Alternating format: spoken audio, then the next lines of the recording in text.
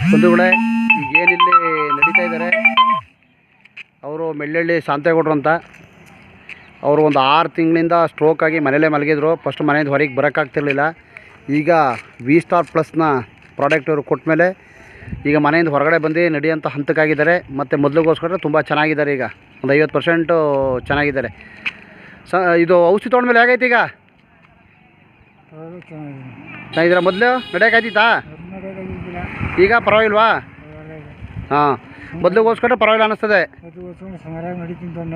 ಹಾಂ, ದೊಣ್ಣೆ ಇಲ್ಲದೇ ನಡಿಬೋದಾ? ಹಾಂ, ನಡೀರಿ. ಮತ್ತು ನಡಿ ತೋರಿಸಿ ಹಂಗೇನೆ ಸ್ವಲ್ಪ ದೂರ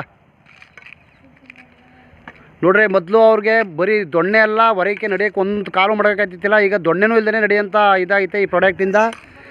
ಕೇವಲ ಇವರು 1 ತಿಂಗಳು ಈ ಪ್ರಾಡಕ್ಟ್ನ ಯೂಸ್ ಮಾಡಿದ್ದಾರೆ. ಇವ್ರ ಹೆಸರು ಮೆಳ್ಳಳ್ಳಿ, ಪಿರಿಯಾಪಟ್ಟಣದ ಹತ್ರ ಮೆಳ್ಳಳ್ಳಿ ಗ್ರಾಮ, ಶಾಂತೇಗೌಡರು ಅಂತ.